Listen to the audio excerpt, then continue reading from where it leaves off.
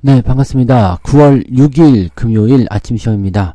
제가 비염 때문에 지금 목 상태가 굉장히 안 좋거든요. 네, 그 계절이 돌아왔어요. 그래서 목소리가 조금 이상하더라도 좀 참고하시고 보시면 좋겠습니다. 비염이 오면 다들 비염 환자들은 아시겠지만 목, 귀, 코, 눈 아주 그냥 이 4단 콤보로다가 오거든요. 그래서 별로 상태가 좋지 않으니까요. 네, 그렇게 참고하고 가시면 되겠습니다. 자, 미국 증시 살펴보시면 다우 산업 지수가 0.54 마이너스 나왔어요. 근데 나스닥은 다행히 좀 올랐습니다. 이 장 초반에는 조금 상승하는 분위기가 좀 있었는데 후반부 들어가면서 보합 마감이 좀 됐고요. S&P 500 같은 경우는 0.3% 하락 마감이 됐습니다. 막 혼란스럽죠. 어제 저녁 방송에서도 우리가 그 경제지표 확인했습니다만 경제지표 이제 나온 거 다 보여드릴게요. 네. 경제지표 보시면 어제 이제 그 비농업 부문에서 이제 구인과 관련된 부분들이 이 99만 건, 9만 9천 건으로 이제 생각보다 좀 나쁘게 나타났죠. 그래서 이거 뭐야 되게 안 좋게 나타났는데 했는데 실업수당 청구 건수는 22만 7천 건으로 좀 낮아졌어요. 그래서 오히려 고용이 조금 구인 건수도 낮아졌지만 이거 괜찮다라고 얘기를 해드렸죠. 그래서 가장 중요한 거 이 서비스 PMI 지표, 이 최종 서비스 PMI 지표가 55.7. 네, 지난 달보다 훨씬 좋아졌고요. 예상치보다 좋아졌습니다. 55.7 나오면요, 상당히 좋다는 이야기입니다. 그래서 경기 침체, 이게 뭔 소리야? 이렇게 나올 수밖에 없겠죠. ISM 서비스업 PMI 지표도 51.5. 역시 예상치와 지난달을 다 뛰어넘었습니다. 그러면 경기 침체에 대한 이야기가 어디론가 쏙 기어들어가야 되겠죠. 네, 그런 부분들이 있다는 걸 참고하시면 되겠습니다. 자, 근데 경제지표 상황은 일단 나쁘지 않았는데 지수 자체도 그렇게까지 막 좋은 흐름은 아닌 것 같아 보여요. 그래서 그런 부분들을 같이 좀 체크하도록 하죠. 자, 지금 뉴스를 살펴보시면 요즘에 이제 이 상반기 주도주라고 할 수 있는 게 있나?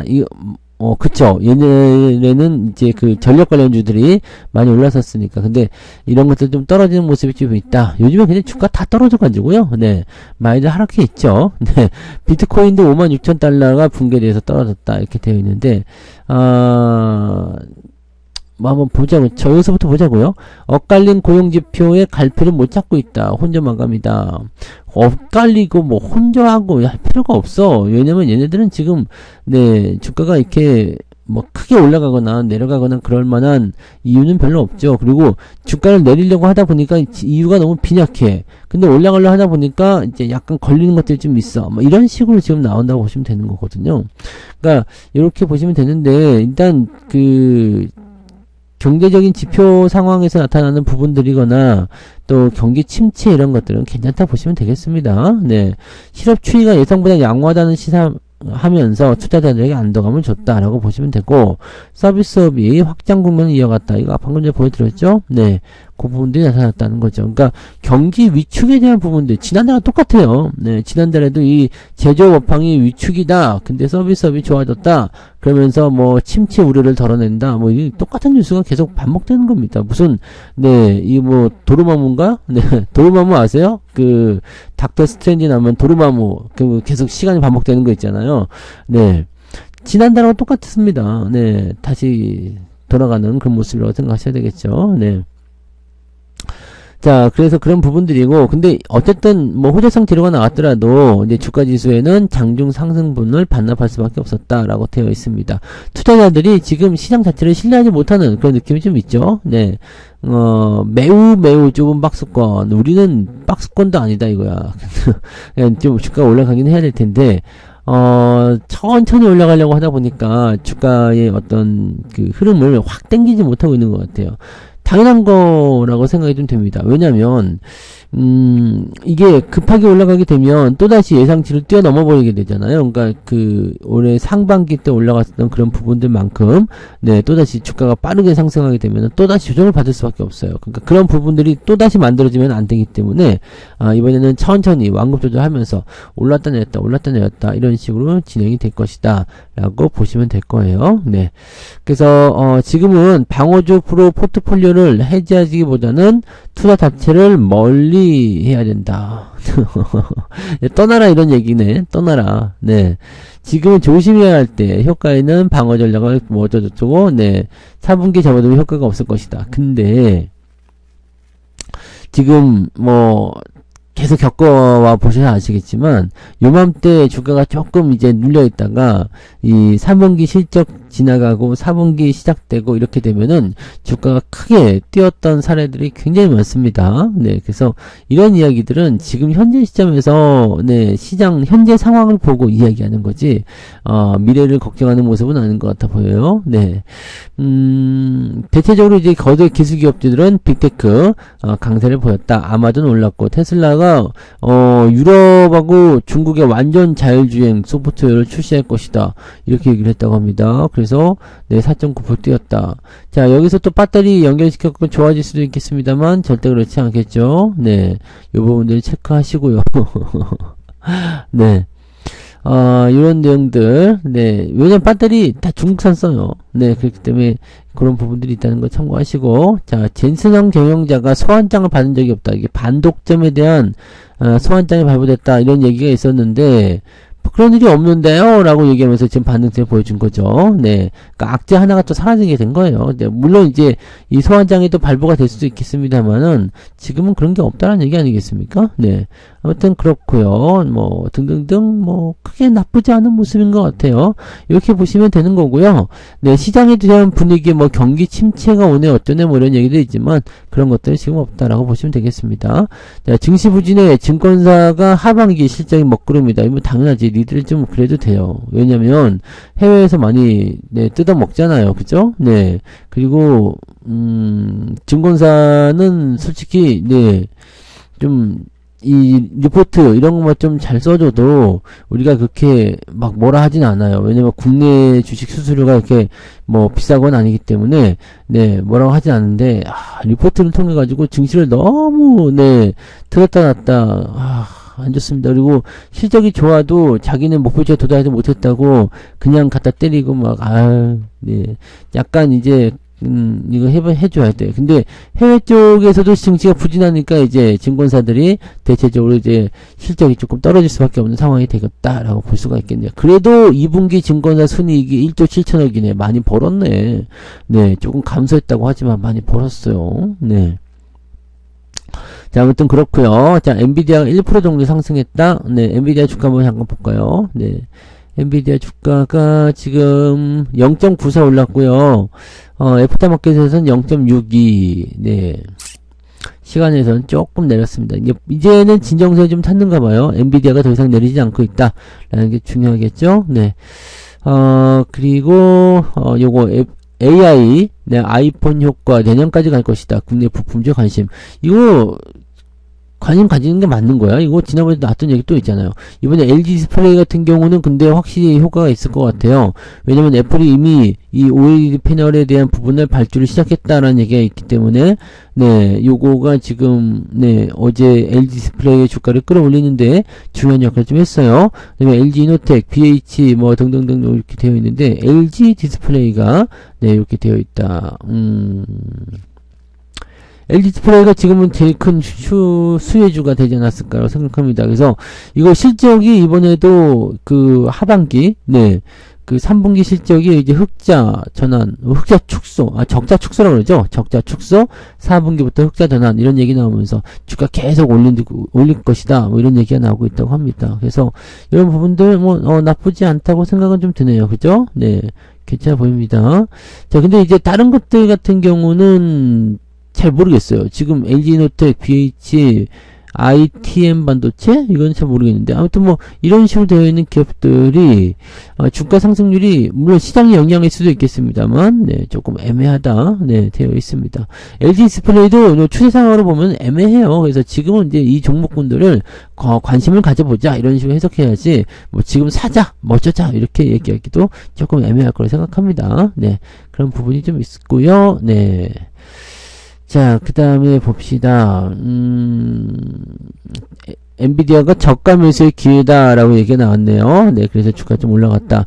오늘은 반도체 쪽 좀 오를 수 있으려나요? 네, 우리도 좀 이제 올릴 때 되지 않았습니까? 그리고 특히나 삼성전자가 워낙에 이제 많이 내려갔고, 단기적 이제 과매도 국면에 들어갔기 때문에 기술적 반등이 됐든 뭐 아니면 추세적 반등이 됐든 뭐가 되든 나와야 되거든요. 그러니까 이 외국인 매도가 오늘 멈출 것인지 순 매수로 다시 전환될 수 있을 것인지 그 부분을 주목해 볼 필요가 있습니다. 네, 그 부분 체크하시고요.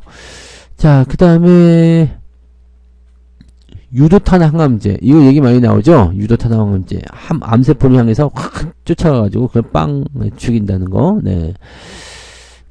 증권사 실적 나쁘다는 얘기가 뭐 어쩌라고. 네, 얘네도 혼 좀 나야 돼요. 네.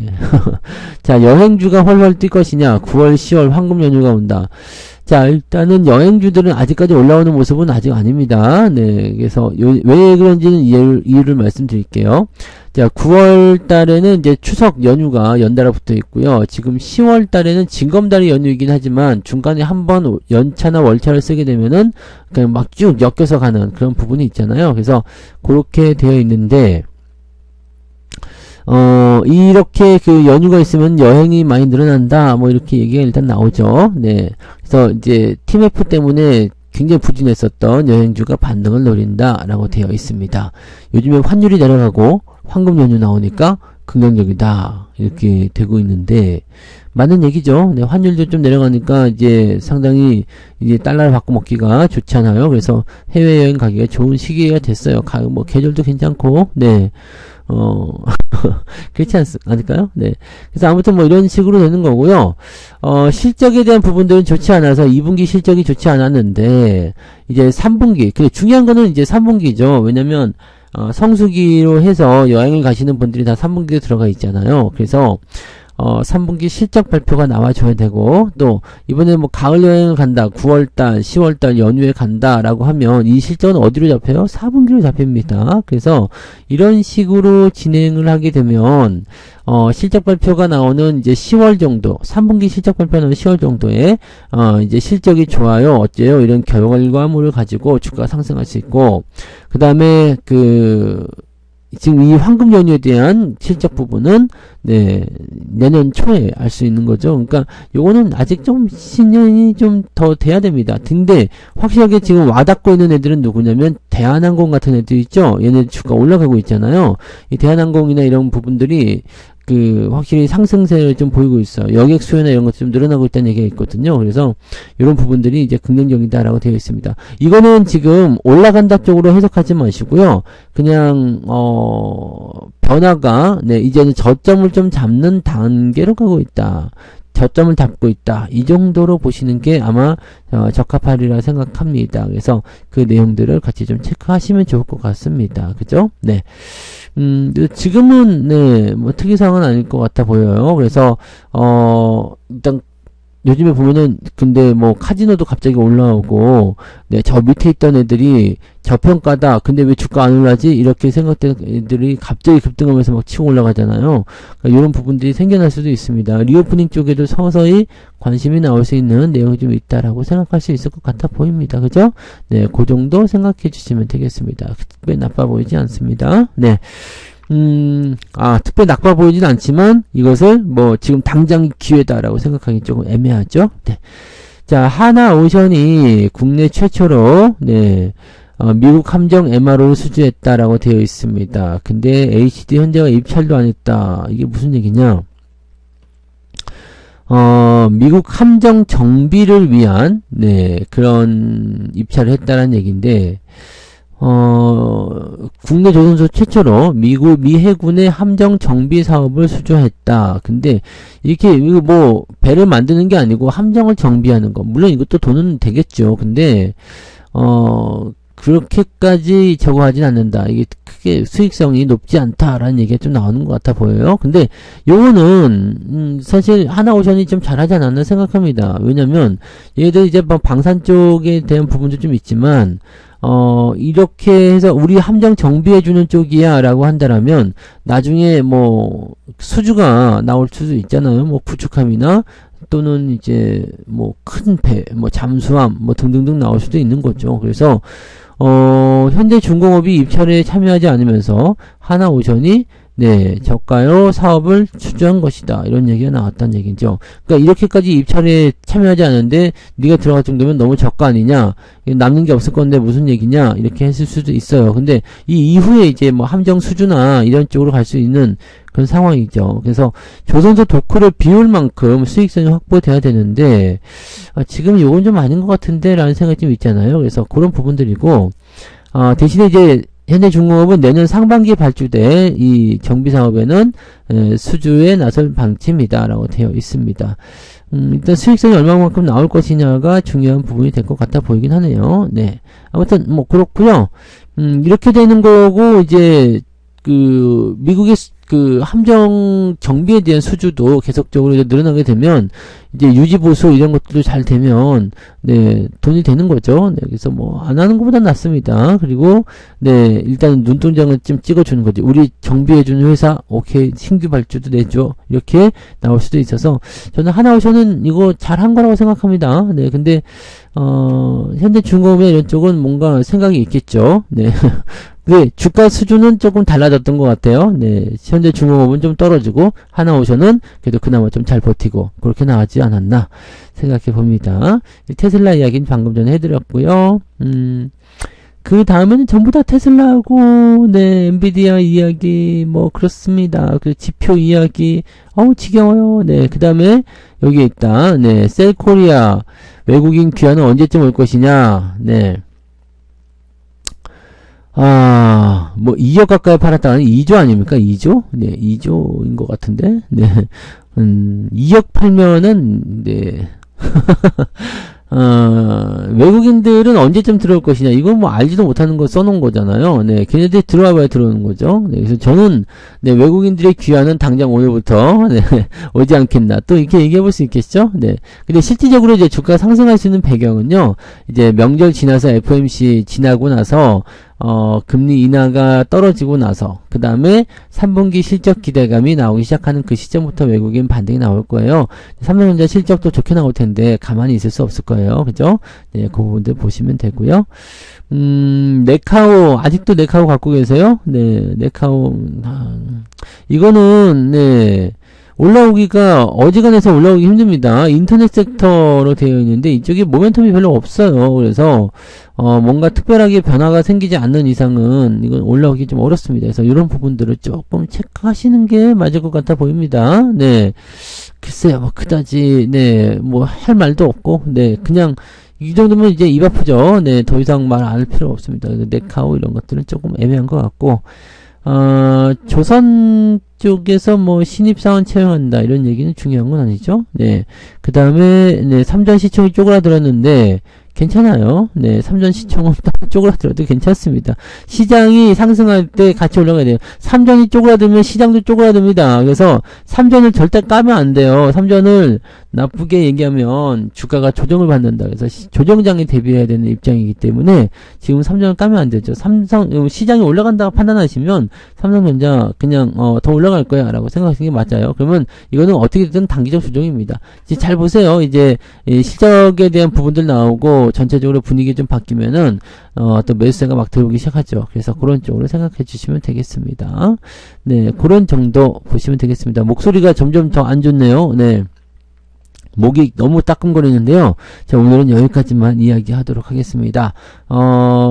이따가 낮에 되면 조금 괜찮아지니까요. 네, 원래 아침에 여기 새벽에 방송할 때가 목이 제일 안 좋습니다. 그래서 그 정도만 좀 참고하시고, 네, 오늘은 네, 저의 꾀꼬리 같은 목소리는 오후에 듣는 걸로 네, 생각하시면 되겠습니다. 자, 그래서 오늘은 여기까지 하고요. 오늘은 어제보다 나은 날이 될 거예요. 오늘 반등이 조금 나오겠죠. 네, 반등 시나리오가 좀 나올 수 있으니까 예상했던 대로 움직이게 될 겁니다. 그래서 기대감을 조금 가져보시고요. 자, 이번 오늘 이제 주말이니까요. 오늘부터 다음 주 초반부 정도까지는 네, 상승 흐름을 조금 이어갈 수 있을 것이다 라고 보시면 네, 정확하지 않을까 판단되고, 다음 달 만기일이기 때문에 너무 크게 움직이지 않을 것 같다. 이제 주가의 하락보다는 일단은 반등이 얼마큼 세게 나올 것인가, 그걸 걱정하는 것이 더 유리할 것 같습니다. 그래서 너무 걱정하지 마시고 시장을 조금 편안하게 보시면 좋을 것 같습니다. 자, 그래서 오늘은 여기까지 하겠습니다. 이따가 장중시장 때 다시 뵐게요. 고맙습니다.